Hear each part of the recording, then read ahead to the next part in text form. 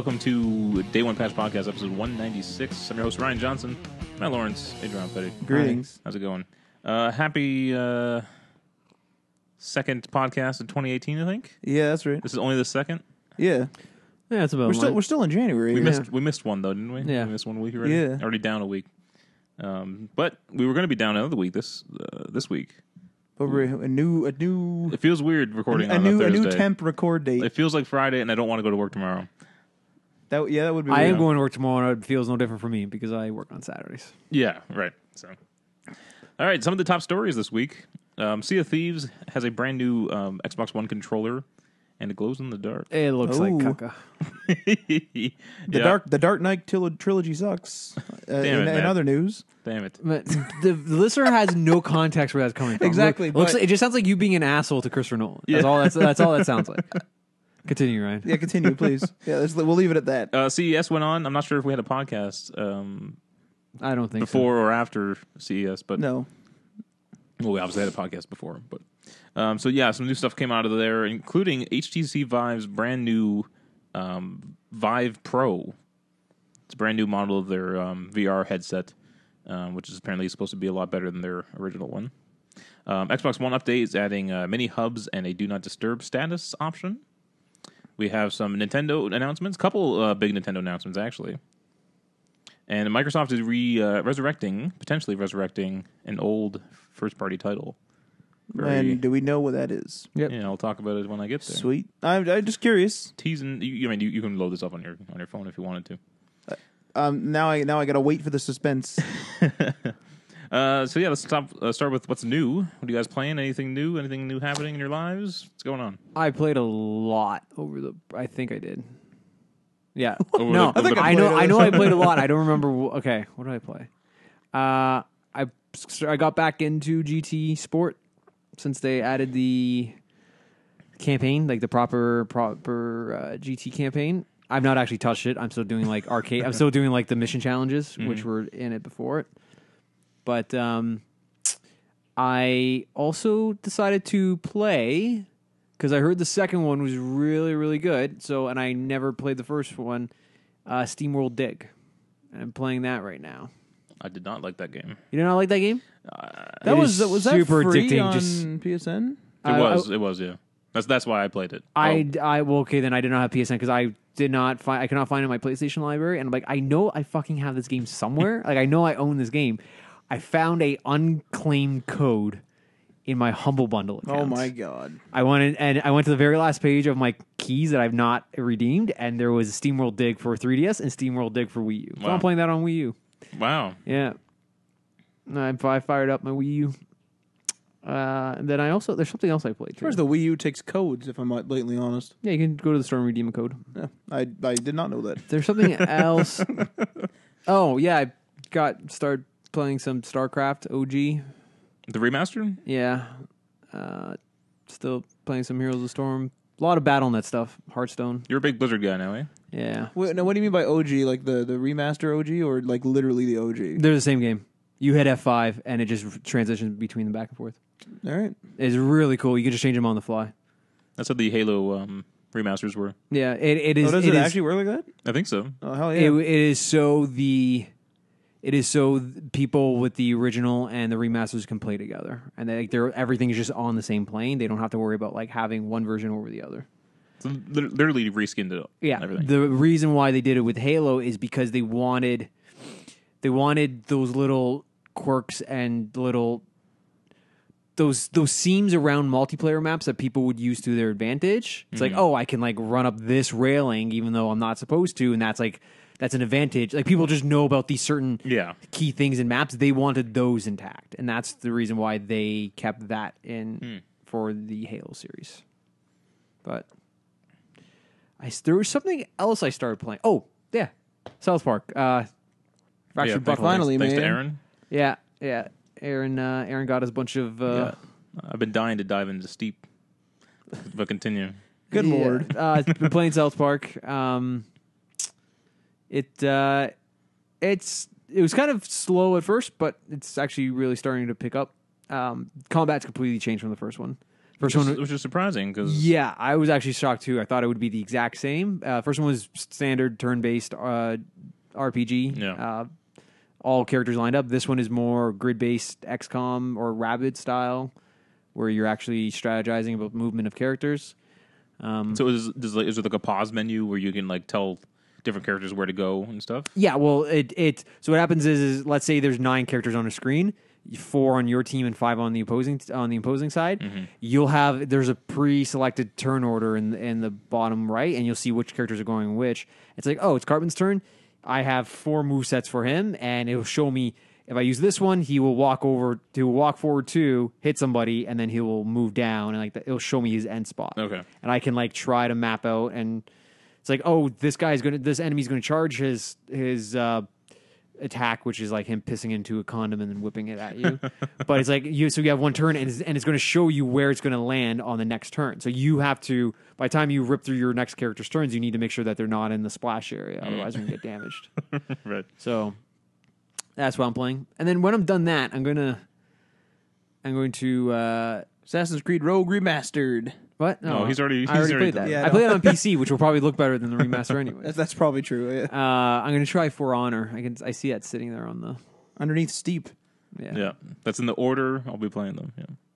I'm actually boot up For Honor. I'm really curious about For Honor. I was actually thinking about buying it for a little while, but then thanks, Aaron, if you're listening. Yeah, but no, I have a backlog, so I'm just trying to get. You still have a backlog? Yeah. What does your backlog entail now? Well, I got all your Xbox Mad stuff. Max. Yeah. I saw you playing that yesterday. All the Xbox stuff. Yeah. Deus Ex: Mankind Divided. Oh, that was PS Plus, right? And Wolfenstein. I bought the Wolfenstein games too, and I hope to one day launch them. I don't like them. I don't think I'll buy another one. I really don't like them. It's. I think you'll like it. They're more. I find they're more old school shooter-esque. Yeah. Oh, for sure. Yeah. And my problem is I keep on buying stuff on Steam. Like my Steam library just keeps on getting bigger. I'm at a point in Steam where, and I've been at this point for about a year, where I literally won't even look at the Steam sales unless it's on my wish list specifically, and I'll like just choose. Like I'll be like, even if there's good deals during this period of time, I'm not buying anything on Steam. Well, that's the problem. That's the problem. I have like dozens of games on my wish list, and as soon as they're on sale, I'm like, all right, just buy it. Like, Lord. The bundle with the soundtrack is only $5 more, and then I have a soundtrack now, like to import into my iTunes. We should do a stream where we just play through our Steam libraries. That'd be good. That'd be real good. Chip away every time we stream. Isn't that what we're essentially doing, though? We're picking games that we have not or we want to play? Essentially, yeah. But I have a bunch of Steam games I haven't even touched. Yeah, I'm sure. I'm sure we could literally have like a separate, probably 2 separate YouTube channels for each of our Steam libraries. Well, I don't know. Rate. Apparently, we need fucking 4,000 hours now. Oh yeah. And a minimum of the other condition was 4,000 hours and a minimum of 1,000 subscribers. I was told this is, and I don't know. Like I didn't read into this too much. I read that it was both. You need like the time and the subs. Yeah. But then someone told me that a bunch of people were reporting, and again, this is just totally me in a conversation, that you only do one or the other. Interesting. But I never read. But I didn't. But from the official source, I understood it as you needed both. Either way, it's fucking bullshit because now they're making it even harder for people to get YouTube channels going and to make a living off it. What's hilarious is like what a lot of people were saying is that this is probably due to that Logan Paul thing. But what's hilarious is it's like, oh, we need to small in the amount of like we need to small in the amount of people that are getting any payout to allow the people that are like making a bunch of content like the big boys so that they get more ads when there's less ads so there's less spread of ads, right? Mm-hmm. There's less so the 1%ers want more. So what's hilarious is that Logan Paul, I'm pretty sure, isn't getting demonetized, so therefore it's not helping due their to situation. his stunt, he's being helped. Yeah. Yeah, it's weird. It's really weird. Something tells me it's not necessarily like I see it more as them trying to legitimize YouTube as a platform. I would agree that they want to be represented by the big people. You know, iJustine, Linus Tech Tips, Vsauce, IGN. They want those to be YouTube channels, and everyone else is like the pleb. That's how I see that. I'm not opposed to that, but I don't like that it's hurting people who are trying to make their way on to those big channels. Yeah. I agree with your idea, Ryan. You mentioned long time ago where you said YouTube Red should be where the premium guys are at, and you can still watch the premium guys maybe with more ads or what have you. Mm-hmm. But like YouTube Red should be where the premium guys like mostly reside. You know, you hit 1 million subs or whatever the threshold is, and you're like your channels is like promoted. Yeah, you're a YouTube Red guy. For us, we should be able to keep ads but not make any YouTube Red money. I think that's fair. Yeah, for sure. And the YouTube Red is actually Vsauce hardly posts to his channel anymore. Most of his stuff is YouTube Red stuff. Yeah, it's pretty high quality too. And so now in Canada we don't even have YouTube Red. You could still buy those episodes piecemeal though, for like $3 a piece if you wanted to. And you're like, that's fucking insane. And then what? It's just gonna sit in my library there, or what? How's that work? It's just unlocked. It's just unlocked because if you go to the channel right now, they're all in the feed as if he was just uploading them, but they're just locked. It says $2.99 or $3.99 CAD. Yeah. So and they were saying, or like a lot of people are saying, I should say, that they need to fix the freaking monetizing bot. I upload the LA Noire series like 4 at a time. I do 4 and then I do another 4. I do another 4. So like right now there's 2 like in the queue like that haven't been published. Right, they're scheduled, and those 2, from what I've seen, and like I mean it could be happening right now. They've been monetized, demonetized about 3 or 4 times. It'll be like flagged for demonetization. Now it's monetized. Flagged for demonetization. Now it's monetized. And I'm not editing those videos. Mm-hmm. I'm not even changing the description. So it's like, what's going on? Yeah. Like that bot doesn't work as far as I understand it.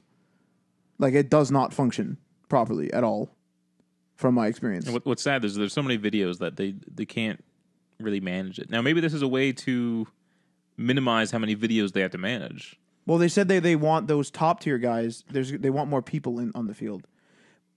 Like they want more people in it. Like more non-bot reviews of videos or whatever. Like they basically want more people involved in the, I guess, moderation of YouTube. As far as I understand, more what humans, they said. you're saying. More humans, yeah, more people, less like bots. Yeah, but like my thing with YouTube is like they're like there's apps out there, right? Just your run of the mill app. Like I had a problem with a photo app I used the other day, and I emailed them, and I think they're at.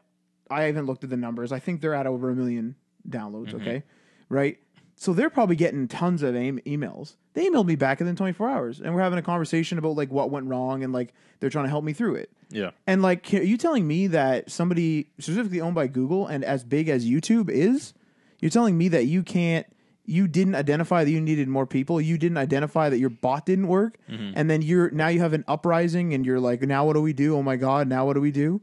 You telling me that you just like you're so passive in your strategy. It almost seems like people have been asking for even just like a live chat to talk to a person when you have a problem, even if you're just like a creator who doesn't even want to monetize. If you're just, publishing pictures, maybe you're a photographer and you're like publishing your videos or your vlogs and you don't care about monetization, but you're having trouble uploading. I mean, if YouTube is a platform and they want videos like that on there, why isn't there, as far as I understand it, a chat or something that I can get help with?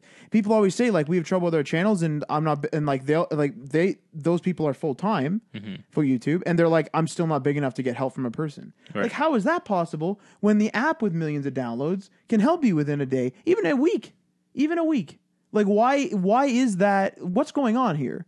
It's like it's almost like, to me as an outsider, it sounds like they just wanted YouTube to just be like, well, it's it goes. It's a big video place. Like it just runs on a bot, and it's like, are you kidding me? I want to know what started this, because before everything we easily got monetized. There wasn't this big checkup process or anything, right? We applied and we got monetized. Yeah, and so all these videos, whoever signed up had monetized videos. Why did YouTube suddenly decide that they wanted to scale this back? Because as long as our videos they're making a couple cents off of us, but that's over millions of channels that are probably monetized. So they're probably making they're probably going to lose millions essentially on this possibly. And so I'm like wondering what caused that. Did advertisers say we don't want our stuff shown on graphic content or vulgar language content, or what I mean? Matt, your swearing is feared off the advertisers. Well, that was the adpocalypse. But did the advertisers say that, or did Google make that decision for them? No, the ads pulled. So what happened is I don't remember what the first big adpocalypse was. It was some sort of scandal on YouTube. And the big advertisers said, you know, whatever graphic video it was like, that was an extremely graphic video. And it right before it played the Samsung S8 commercial or something, right? Whatever it was. And then Samsung, and I'm just using Samsung as an example. I don't actually know if they did this. But like hypothetically, Samsung was like, you know what? Pull my ads. I don't want to pay. And then now YouTube's out, you know, whatever, $1 million or whatever Samsung was paying them. Yeah. Because the bots, whatever, like that weird bidding auction thing. Remember you sent me a video on how the ads get distributed. It's like that weird auction bidding thing between bots. I vaguely remember that. Something like that. Anyway, yeah. I don't know how it works, so don't quote me on this, but like it's like Samsung would pull it out, so now there's less ads going to like the big guys, right? And like something as big as a Samsung ad might pay $1 a click.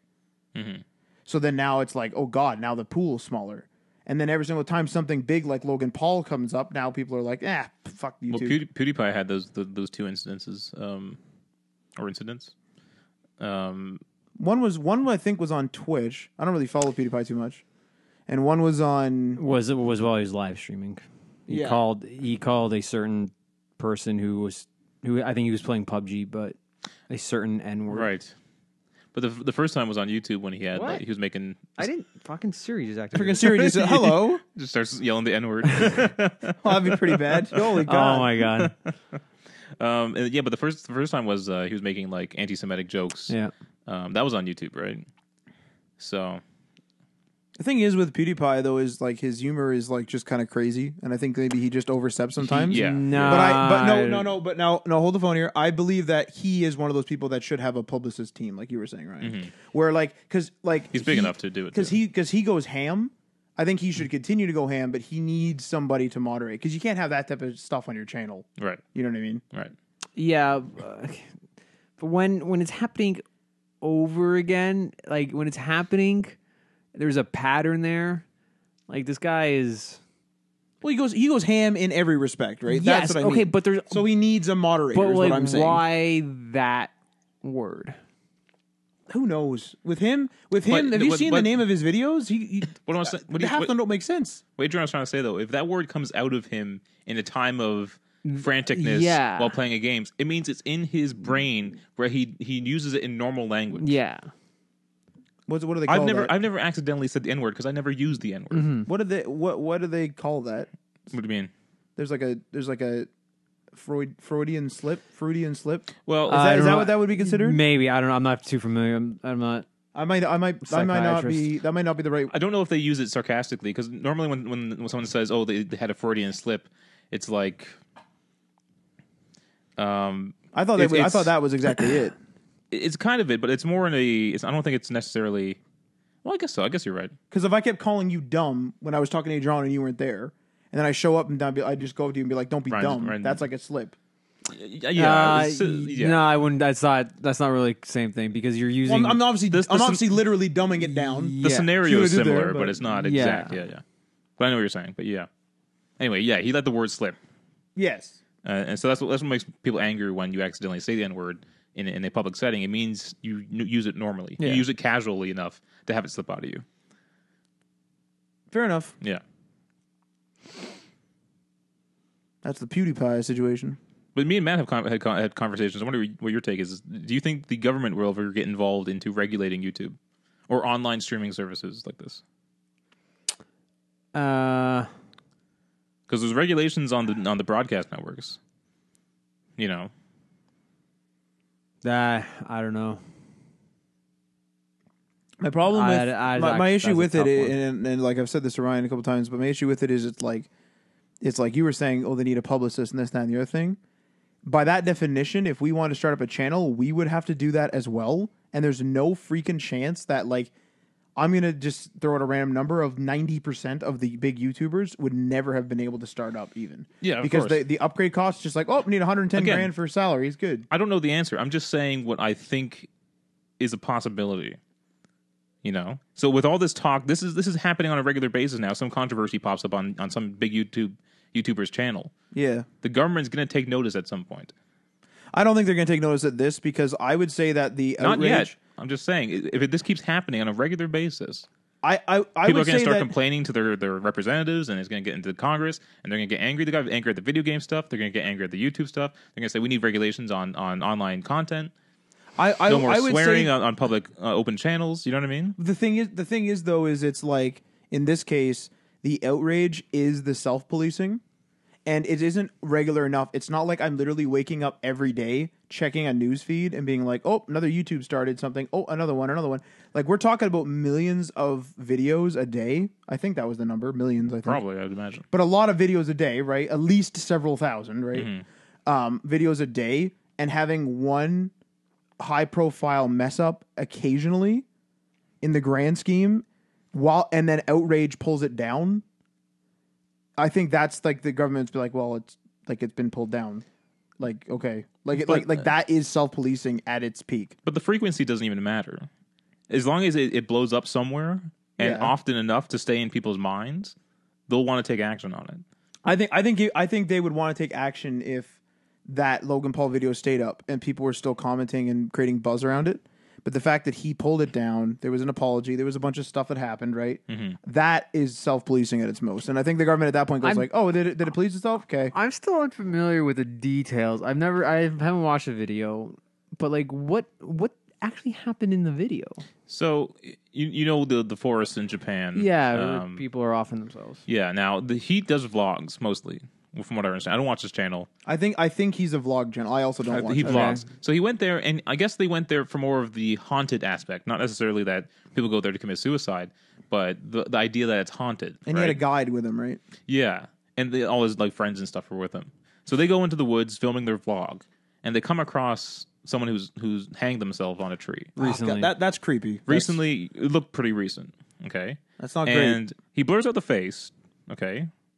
But he still goes up to him, and they show his hands, and his hands are all purple and stuff. And he wasn't live streaming this. No, this was an edited video that was posted to his YouTube channel. And so they look at it. They try to talk trying to say the right thing. Well, like suicide's serious, guys. You know, if you need help, reach out to someone. You know, they try to do the normal stuff that people say about suicide.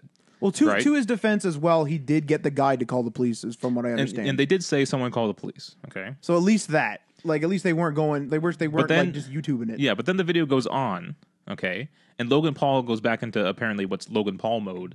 Starts making awkward jokes and laughing, and they're kind of giddy. And he claimed it was a coping mechanism, but it's similar to what he does in his other videos. And they're like laughing and stuff. I feel like that area just in general. Not this isn't in defense of him necessarily, but that area should literally be a no camera zone just because of this. Just because it's creepy to film anybody that's just dead. Like just in general, you know what I mean? So, and you taking a picture, there could be a dead dude in the background. You wouldn't even notice. Yeah. I think even regardless of him like laughing and making small jokes and stuff, simply just showing the guy hanging there, I think, was bad enough for most people. If it was a live stream and he covered it up immediately, that's different. That's like, oh, because that's accidental. Yeah, yeah, and then it's like, whoa, okay, guys, we're gonna stop the live stream and call the cops because he also means they sat on this at some point. They edited it. They dumped it into an editor. Yeah. They cleaned it up. They truncated it. Whatever. And then they did the face blur. They made a conscious decision to post it, which is inappropriate. That's the least insulting way to put that. Yeah. Okay. And then people freaked out online. He crafted a half-assed apology, but then he made an actual sincere apology video, which I think is actually pretty nice. But he's lost his YouTube contract or whatever he had going with Google. His Red projects were put on hold, I think. He had like a movie going too or something like that, like a YouTube movie or something. I don't think anything was I don't think anything was canceled yet. I thought it was. I thought it was put on hold because I think it's like one of those things where it's like indefinitely. It's like one of those things where it's like he wasn't like there was some responsibility. Like I said, he did call the cops. He did take the video down. There was 2 apologies. It's not like he was just like, get over it, guys. Has he posted a video since? I don't know. Other than his apology one? I don't even follow him. I've never even been to his channel. Yeah. I mean, this is one of those things where he's probably feeling like hindsight's 20/20 because, you know, seeing all the backlash now, he probably would have never posted that thing. I mean, I don't believe he wants to go around showing dead people. It was a mistake. Do you know what I mean? I think that the outrage against him was too much. I believe that the video shouldn't have been uploaded, and like he should have, I don't know, at the very least edited that part out totally. At the very least, right? Yeah, I wonder how it would have been if they didn't show his body and they didn't show them laughing and stuff. Because like that's pretty disrespectful to the family. He continued his vlog and just said, "Oh, we found this guy. We called the cops. We stayed there until they handled it or whatever." You know, I wonder if it would have been different. It probably would have been. Yeah. Yeah, I feel like maybe like because he said that they approached the body and they were right up to it. Yeah. Okay. Yeah. See, right there is there. That's pretty disrespectful. Yeah. And then it's like him laughing and. Well, people were saying mechanism. People were saying, I was going to say people were saying it was a coping mechanism because they weren't near the body when they did the jokes. Apparently, no. And it's really unfortunate. He's dressed really stupidly. He's got like a really dumb hat on and stuff. You know what I mean? So I assume that's his content. I don't know. It is. It's how he normally dresses, but it's just. I always fear of situations like that. You know what I mean? Like you go to like Fan Expo or something, or like Comic-Con where everyone's dressed up in crazy costumes and stuff. And then what if there's like a disaster, and then you're standing there in like a goofy outfit? At least you're among a bunch of people. That is when 2012 hits, and like just the world starts crumbling apart, and everyone's got to evacuate in their stupid costumes. Anyway, but the guy dressed up as like Batman would be pretty. Yeah, that'd be pretty good. Goes grappling away. He'll go far in the post. Jumps in his Batmobile and flies away. All right, what time we got? Jesus, there goes half the podcast just talking about Logan Paul. Let's hop into news stories for the week then. The Sea of Thieves Xbox One controller. I put it in the article if you guys want. If you haven't seen it, Matt. I've seen it. It glows in the dark. Yay! I actually like that controller. What? I like that controller. Is it? So you like the third Nolan flick, and you like this controller, and no, I like it. I like the third Nolan flick. Let's not go back. Let's go back to the controller. Yeah. Let's not get into the Dark Knight. It's okay. I would not buy it, but it's okay. To me, it looks like just like algae and like natural vegetation. Yeah. Through like kind of like murky ocean water. Yeah, no, I agree with you. That's what it looks like. And so I think it maybe I think it's more appropriate. I wouldn't buy it. To me, the glow in the dark stuff cheapens it too. I don't like. I kind of like that. I don't like glow in the dark stuff. That screams like knockoff. Like you got in a cereal third party. Box. Yeah. Sea of Thieves is supposed to be just fun, and that. I understand that, but I'm not just saying my personal preference. But it does come with DLC. You get the Ferryman clothing set. I don't like that. And so I just wanted to. It's cosmetic strictly. Yes, but you also get a 14-day trial of Xbox Live Gold and Xbox Game Pass. Wow, that's pretty decent, actually. But I was wondering what you guys think, because my Tomb Raider controller for the 360 also came with DLC. How do you guys feel about controllers? And you gave that to with me. DLC? Yeah, you didn't even use it. Well, I didn't. I had Tomb Raider for. You gave it to me for 360. Yeah. I love that controller. It's weird. Your Tomb Raider controller is probably one of my favorite Xbox. And can I tell you something? I only bought it because it's Tomb Raider. I didn't particularly like the controller. I really like the. Where is it actually? It's packed away in the box. That's a great controller. I don't mind the whole unique or variant console or variant accessories. I'm fine with that.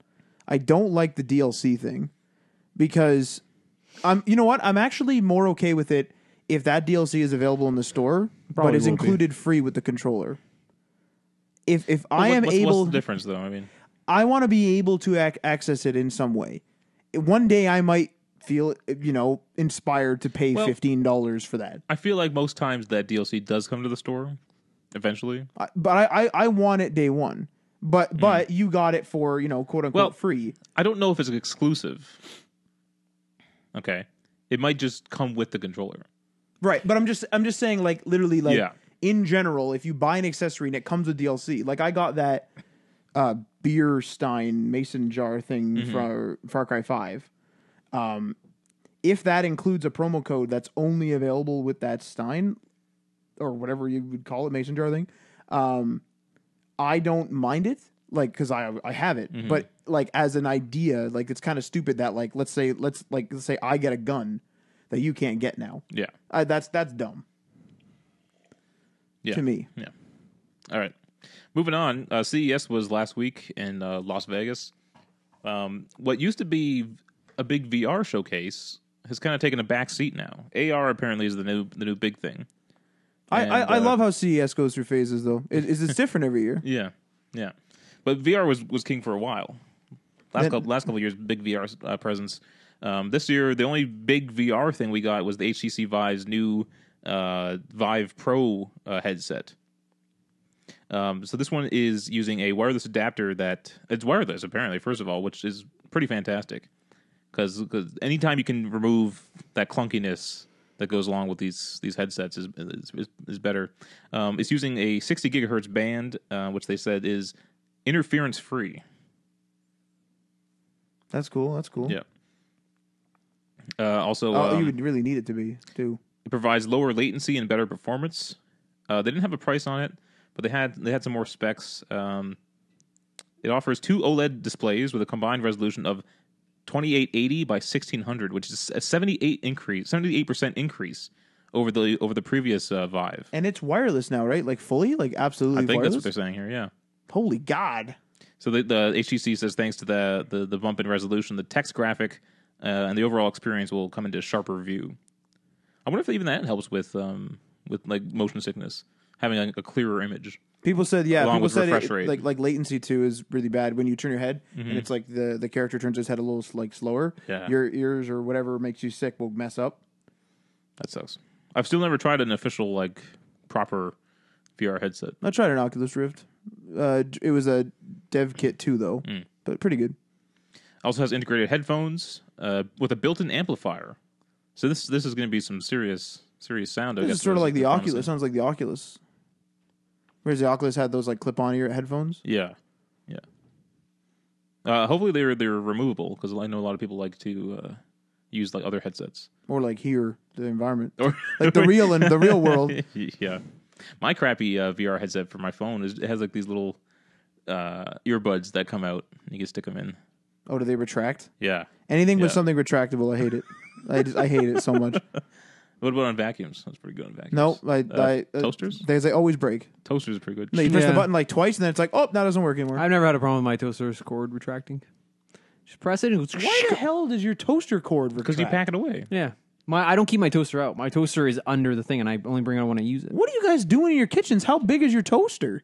It's a big toaster, but I also wanted like a clean area. Like I don't want. We have a section of our counter that's specifically for a But toaster. I know, I've seen your counter. A lot of people don't have a lot of counter space. Yeah. Oh, yeah, I guess we have quite a large amount. Yeah. It's also you want stuff out of the way. You want it to be like I have appliances that are out and like because they're also just like a center, like they're a focal point. Like Sure. like I have a cappuccino machine, Which is and an usually like espresso designed maker. well. You Yeah, know? but like a toaster, no, that gets packed away. That's weird. Xbox One has a new update that's going to be adding mini hubs and a Do Not Disturb status mode. So what Do Not Disturb does is it tells your friends not to bother you. So you'll still be online, I guess, for whatever reason. But say, do not bother me. I totally would have thought that meant something else. If the do not disturb, What did you think? don't like shut down all notifications. Literally, don't push anything. To me. No, yeah, that's what it does. It does that as That's what well. it does. Okay, I was gonna Yeah. say because like with the first one you're describing, like that's just the status. That's just a status thing. Like you can set that. That's like Well, it's MSN stuff. I think this was off the Game Informer article. It says that the Do Not Disturb tells your friends not to bother you and suppresses notifications for when they inevitably ignore your pleas. That makes sense. What's hilarious is I read about this Do Not Disturb mode on Twitter. I just like got linked to some like random tech site, and they were saying like, oh, it's because since launch there's been no offline status, and I was like, there's been offline status since day one. I love how these little guys like make these mistakes. It's like, what are you doing in your console? There was another headline that I read. I was popped up on I think it was Reddit or whatever, or it was like something like scrolled in from my browsers from CNET. It's like in latest Windows 10 update, there's finally Do Not Disturb gets introduced. I'm like Windows 10. yeah. I'm like that's it. First off, it's not called Do Not Disturb. It's called Quiet Hours. Like that's what they call it. And that's been there since the beginning. And like, so I go in the article, I go to the comments, and every single comment's like, "What the fuck are you talking about? This thing, like, it's been there forever." It's like, So Nintendo had a mini direct, I think they're calling this one. yep. They announced some new games, including Dark Souls Remastered for Nintendo Switch. So Also coming to the PlayStation 4. it's also coming to and PS4, Xbox One, and PC. But what's surprising is that Nintendo's always had great first-party games, but they've struggled with getting third-party support. With the Switch, we're seeing a lot of third-party support That's good. come to this console. That's good. Might be buying a Switch. And it's apparently going to include better frame rate, because the Dark Souls games have kind of struggled with frame rate. Yeah. Well, if there's never a reason for me to get into them now, this would be. I almost feel like Dark Souls is actually a pretty good game to have on a portable. I know it sounds kind of contrary to what you think. Wouldn't it require a lot of concentration? Like not necessarily. It's not like your typical Animal Crossing game doesn't require much. Like on a DS doesn't really require much, thought. Mm-hmm. So it's like if you need to quickly, pay attention to your environment for a few moments and go back, it's fine. But I feel like you're not playing Call of Duty on these things. I feel like you could play the fire pit to fire pit. Do you know what I mean? It's like you jump in, you play until you get to the next fire pit, and then you're done. Yeah, it's almost like mini progression, and I feel like that'd be okay if you're on a plane, or if you're traveling, or if you're just hanging out at a coffee shop during lunch break or something. Do you know what I mean? You know what? That's a good point. Is I see a lot of the tech guys, showing off their Twitch or their Twitch, showing off their Switch, with like when they're on planes.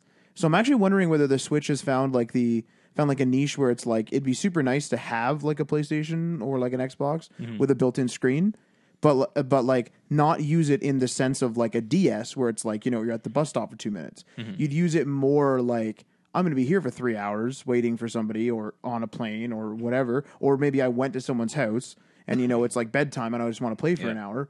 It's like just a mini TV for a couple of hours, and then it's it. It's just more convenient to bring. And it's more so what the PS Vita promised. The PS Vita was supposed to be a portable console, like an actual. You're supposed to have console quality games on a portable device. The Switch seems more in tune with that messaging than the Vita was. The Vita quickly switched to indie port console. I was actually worried that the Switch is going to hit that area too, though. It's getting a lot of the remasters and a lot of this. You know what I mean? Yeah.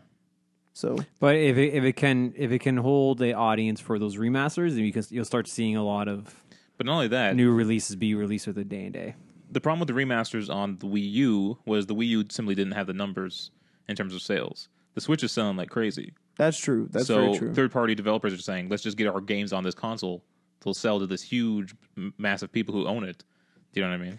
I also wonder though, to a degree, is like, would I guess they would have to make it for you to test this, but would a Dark Souls remaster sell better than a Dark Souls? I guess what are we at 4 now? Would a Dark Souls 4 on the Switch sell better? Because we're kind of entering the same territory as the Wii, where the Wii sold a bunch, right? And then it got into these mini games. I wonder if we're going to hit a rut where like people that have like an Xbox or a PlayStation are like, I've already played Dark Souls. I don't want it on my Switch. Yeah, I wonder how many people are going to play it again. Because a bunch of people are money conscious and they'll just be like, I already have that. I don't need it again. But remasters sell well on PlayStation and Xbox.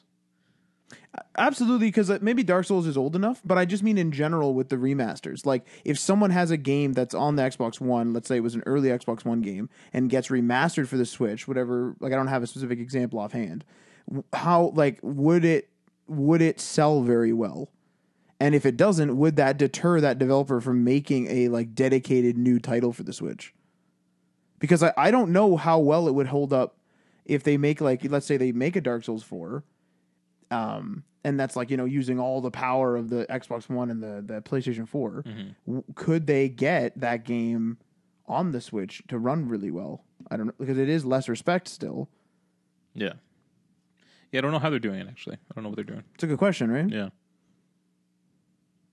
Because I guess apparently, like, the Skyrim remaster is a different version on the Switch. It's not exactly the PS4 version, right? Yeah, and it has Amiibo support. They can add features, yeah. Amiibo. Yeah. I'm just talking about performance of the actual game. Oh yeah. So like if there's a Fallout 5, coming out next year or something, right? And then actually, that's a good question. We're seeing a lot of remasters and older games come to the Switch, but are there any new third-party titles announced for the Switch? This is what I mean. Like Far Cry 5 isn't coming to the Switch, as far as I know. Stuff like that. And that's pretty sad, actually. Ubisoft had to make a specific game for them, the Mario and Rabbids game. There's probably one. Do you have that example? There's probably one. I'm digging through my head right now. nothing's announced at least. Maybe Yeah. later on stuff will be announced. Maybe. I don't know. But anyway, let's hop into the rest of the Nintendo news we have. They announced a cardboard accessory thing. Oh, you guys were talking about this. I never saw this. Labo. It's called the Nintendo Labo. And what it is essentially is you buy these different packs. What color are you going to color yours, Ryan?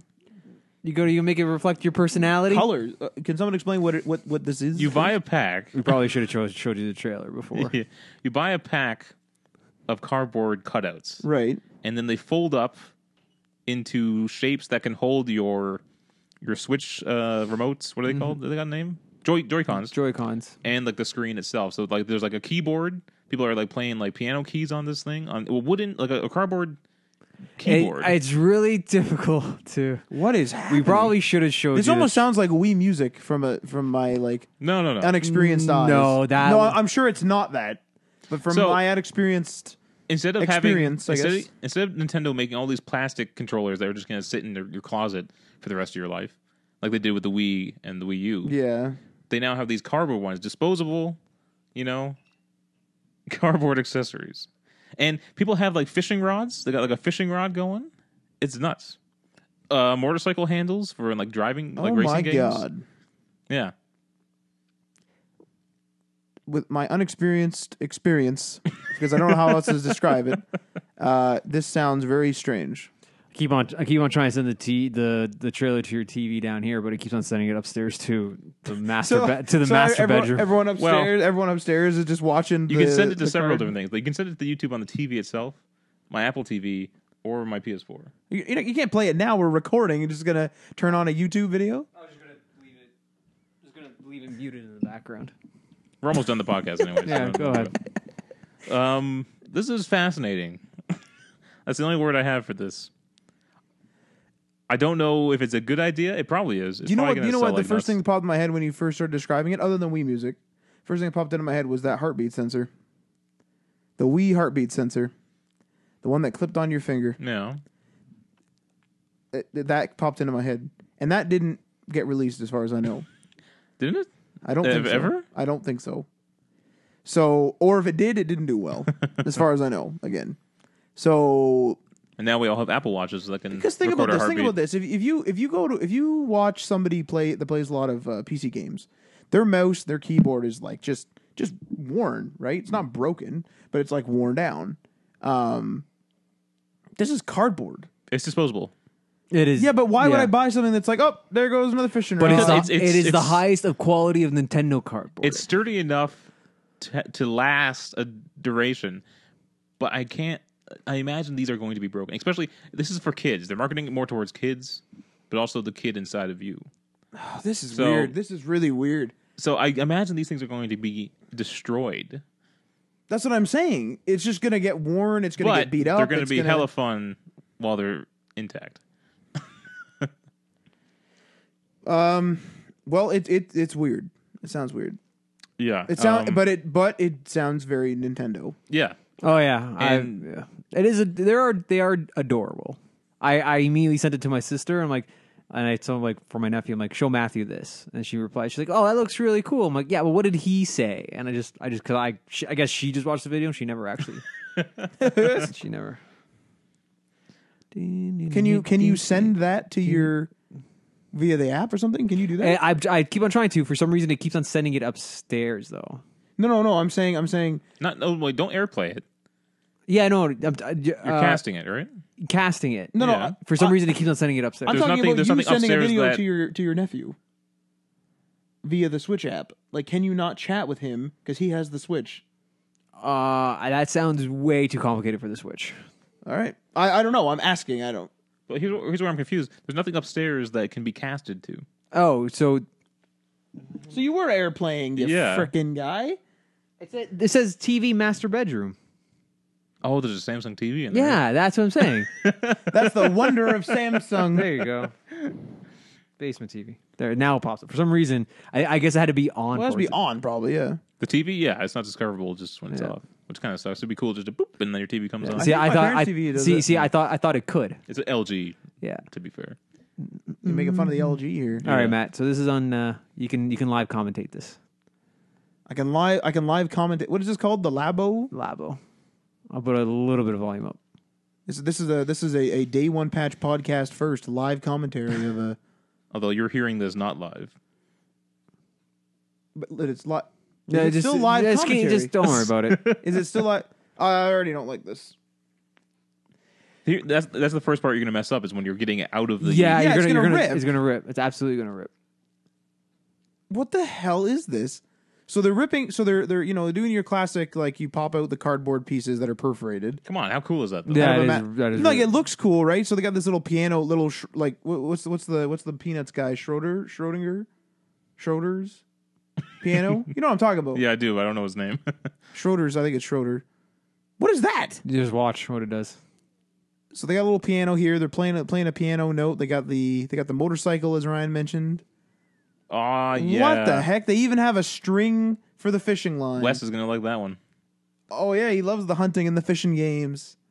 Fishing Planet. What's that? I remember him on PSN or in the group chat trying to debate between the two games he was trying to buy on PSN. Hunter Call the It Wild. took him like and something 45 minutes to decide. That fishing one's kind of cool. What's happening here? See that one? They're using the vibrate function to control the thing. The live, not live commentary. Put your iPhone on that one. What the? Thing will just go rocketing away.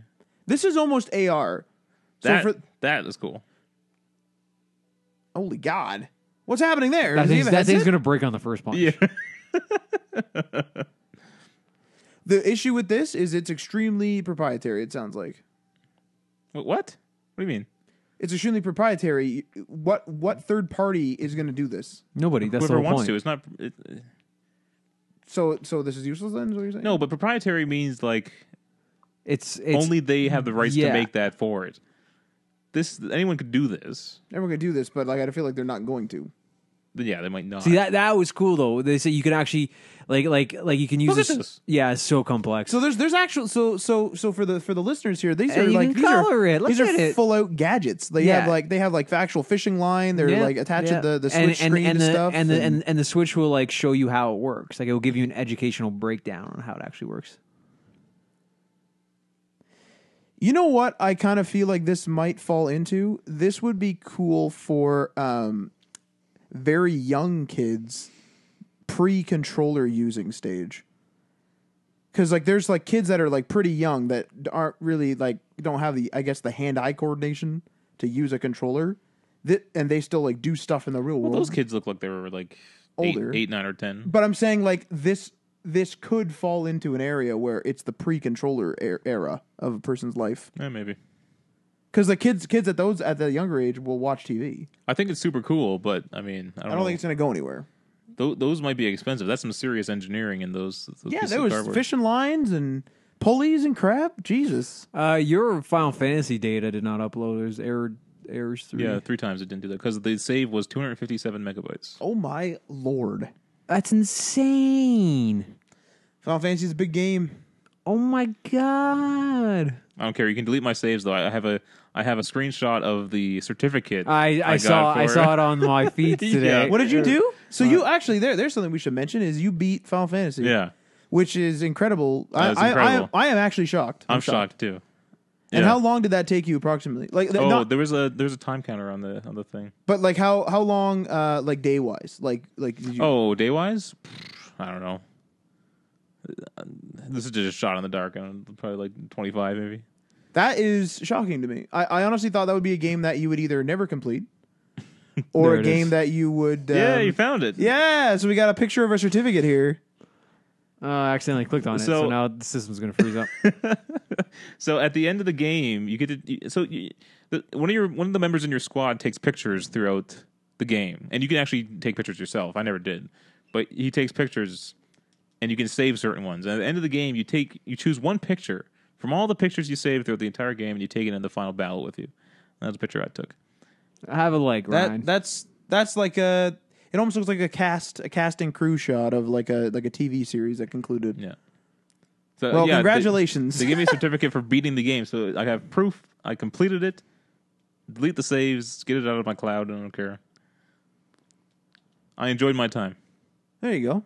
Even though to my Western RPG view, it doesn't know that I'm like, it can't figure that I'm on the same fucking system. It still sends you a notification I did it.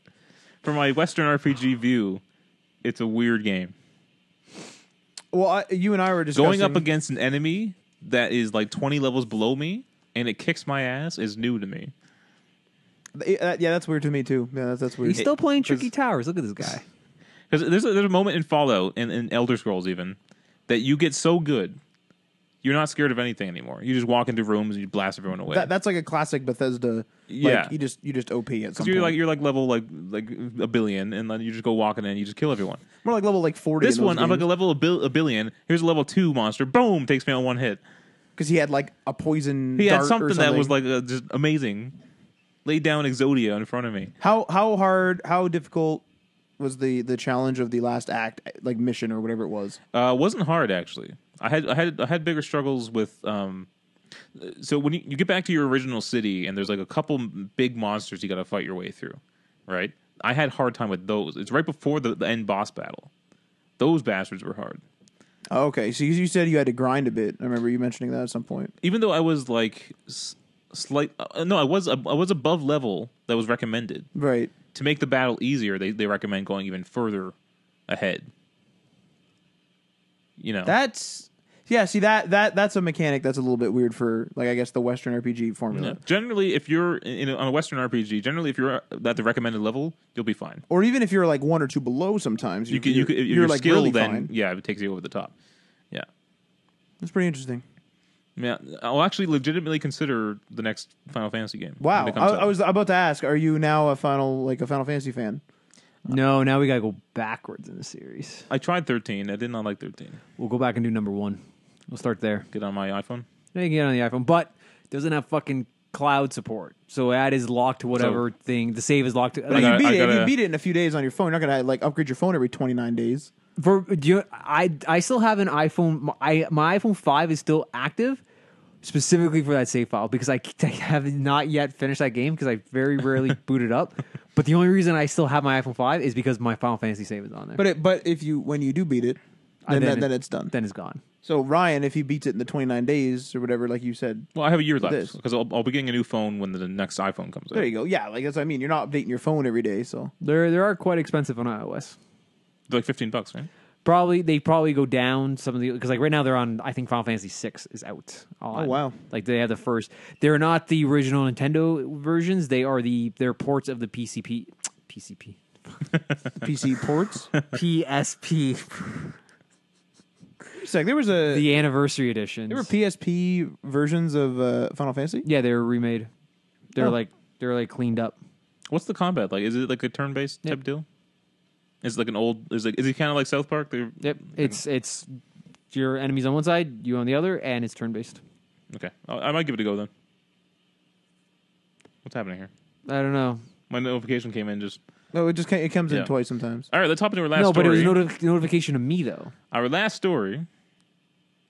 It was a notification. It was to me. It was to me on my account. Oh, it was from you. From me. Yeah.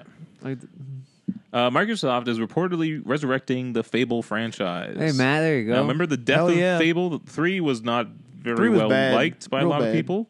It didn't include Peter Molyneux. And then they had Fable Legends. Identical words. What were they? But it was a MOBA, right? It was like an action. I think they call it an action MOBA. Yeah, it was a MOBA. Yeah, it was like one of those. It was a game that, like, as far as I could see, because I never played it, it's like it handled like Fable, but it wasn't like Fable-esque, where like Fable's all about like building the hero, right? A third-person MOBA. Yeah, where it was like more real-timey and like, I guess you would like there's a MOBA like that on. It didn't look Paragon. It didn't look terrible though. It didn't look terrible, but it's like wanted. It's like, don't strap the Fable name onto something just because you want to make a sale.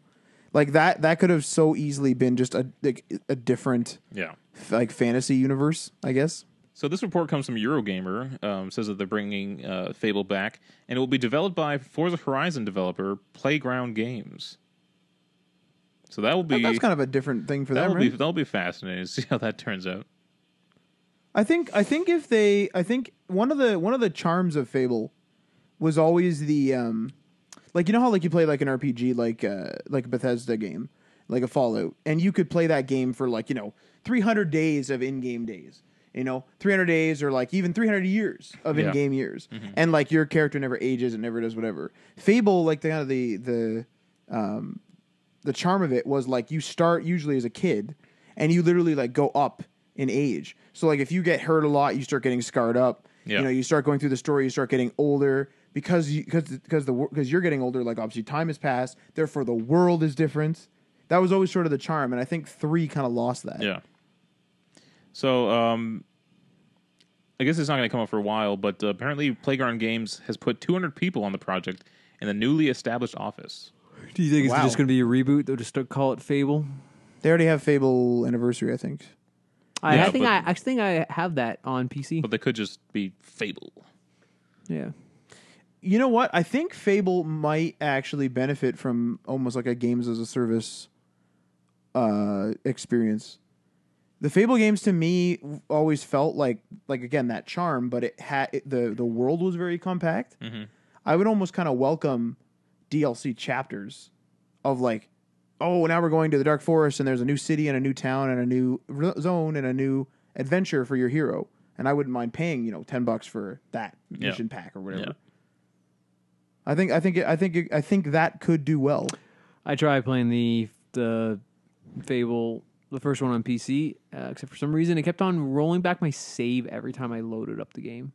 Like it would be saved, but every time I loaded up, it would take me back like so many steps, and I couldn't figure out why the fuck it was doing this. So then I'd play more, and I'd save it later on, and then I would go back and load up my game on another day, and it would just like keep on rolling me back. Would you keep your your gear and stuff that you found? I think there were 2 save systems. There was a character progress save, and then there was a world save. Yeah, there was. Yeah, there's 2. And I think that like, I think after the second or third time it happened, I'm like, fuck this, and I just never went back to it. Yeah, you need to like. It's almost like you need to hit like quest checkpoints. Yeah, but if you like get a cool item or something, you could save your character so that when you load up, you'll be back at checkpoint, but you'll have your sword or whatever. Yeah, it was fucking annoying. If they remake the game, they have to fix that. Never really liked the Fable franchise, but I'll tell you. 2 was good, right? I thought you liked 2. I never finished 2. I don't think. Really? I only played 3. Well, now that could be altering my opinion, but I tried 1 and 2, and I didn't like them. I think 3 was one of those quirky world, and I think it just didn't jive with me. Well, the thing with 3 was trying to play off that charm a bit too much, and I think they were like, oh, but now you're the king, so you're the leader of this land. And it's like, now you make the decisions and you make the changes and you do this. And it's sort of like, I don't want to do that. Like, I kind of want to build this character. I don't want to build the land. This isn't a civilization. Like, I don't know. Yeah. Anyway, that's it for the news. Hope you guys enjoyed this episode of Day One Patch Podcast. Subscribe to us on iTunes and leave us a review. We're also on the Google Play Music. And everywhere else you listen to podcasts. And apparently everywhere else.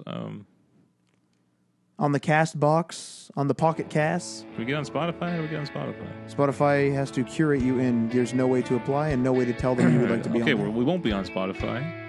And we're demonetized. So hope you guys enjoy. Some good times. Yeah. Yeah. Not that we're making anything before anyway. But all right. We'll see you guys next week. Peace.